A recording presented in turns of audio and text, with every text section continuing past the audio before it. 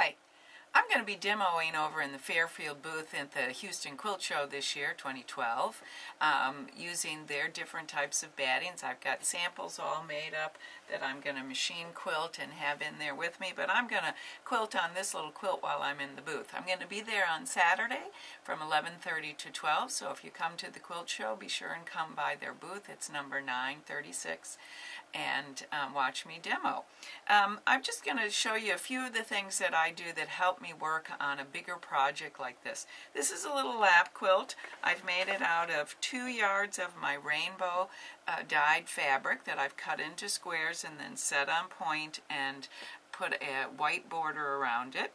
I'm using a cotton variegated thread to quilt it, and I have my walking foot on my machine and my feed dogs up. First thing that I want to do with any project is some kind of secure basting on it. I like to do stitch in the ditch, and so I have already stitched in the ditch between all of the rows of my little quilt, and now I'm doing a design that I made a very simple little template for, an elliptical shaped template that I came in and I marked on my square, so it'll make a secondary circular design, and I'm going to quilt inside of that secondary design with some stippling. Before I start quilting and before I put my quilt sandwich together, I do a couple of things. I make sure that I have washed my quilt batting, and my quilt backing, and while I'm ironing, I'm going to use something like spray starch or spray sizing on the backing of my quilt, and that's just going to help my quilt slide really nicely on the surface of my sewing machine. I also am going to use something like Behold or Pledge, and I'm going to spray down my sewing cabinet. That will also make it a slicker surface. And you can use a slider sheet. This is the super slider sheet. This one works really well.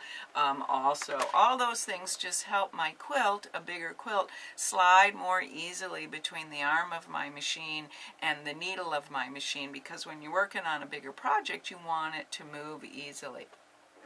I'm also going to use something, I've used 505 basting spray to baste my quilt together, and I really like this product. I don't find that it gums up my needle. You know, I don't use a whole lot of it. You need to use it sparingly. You need to put newspaper down around where you're going to be spraying the quilt, because it is a spray adhesive and it does get tacky, but it holds my quilt together very nicely so that I don't have to use any pens. And then I use some type of product to make my fingers tacky, because I don't really like wearing gloves. Nothing wrong with gloves, I just don't like them. This is something you could get at the office supply store. This will make your fingertips tackier, and you can just use that and rub it on all of your fingertips so that when you're holding the quilt, it's not moving on you. Or you could use Neutrogena hand cream. This works great too. And then when you use this, you have nicer, smoother hands. And I always put a little on my elbows because, you know, those get a little ugly looking in the winter time. Okay, I have to put my glasses on now to start the quilting process.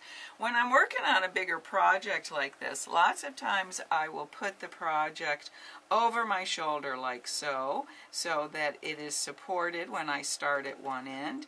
And I'm going to take the time to bring up my bobbin thread to the top of my quilt sandwich. That way my threads don't get tangled up on the back of my project, and I'm going to bury them. I'm going to knot them and bury them when I'm done quilting. I just think that that's a neater, cleaner way to work, and makes life a lot easier. So I'm going to put this down. I have my walking foot on my machine. I have my feed dogs up because I'm doing straight stitching.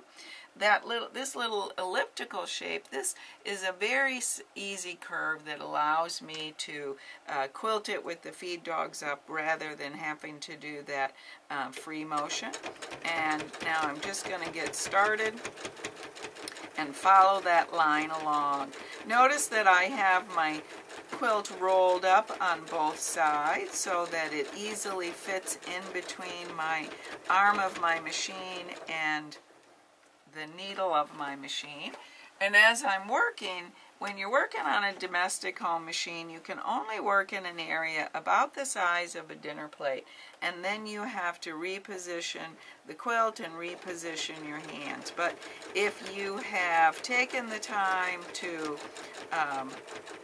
get everything arranged just right, it isn't that difficult to work on a project that's this lap size like this.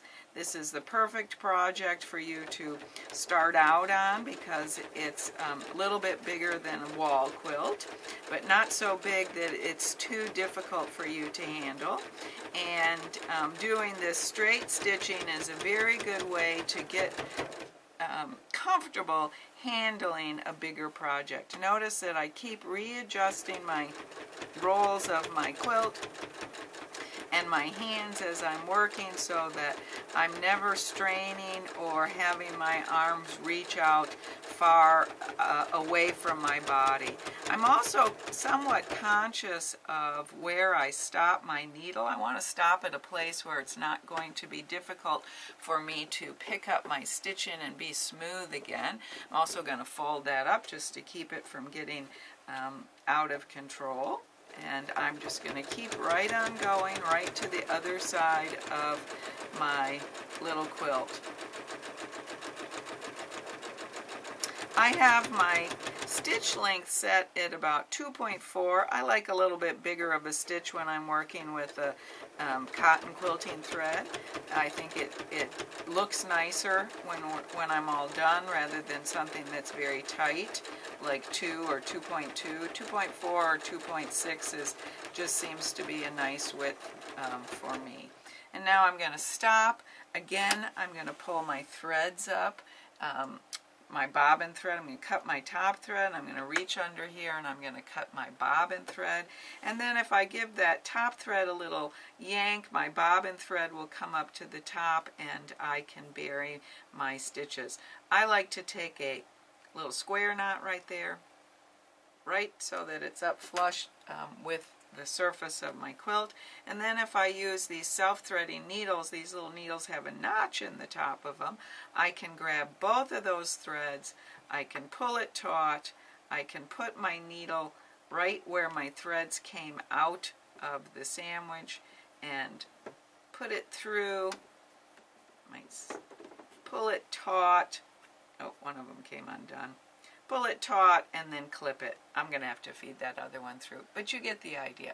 I hope that you will stop by the Fairfield booth and watch me demo, and that you also visit Laura and I in our booth, booth 839, where we're going to be selling our hand-dyed fabrics and threads. So we'll see you there.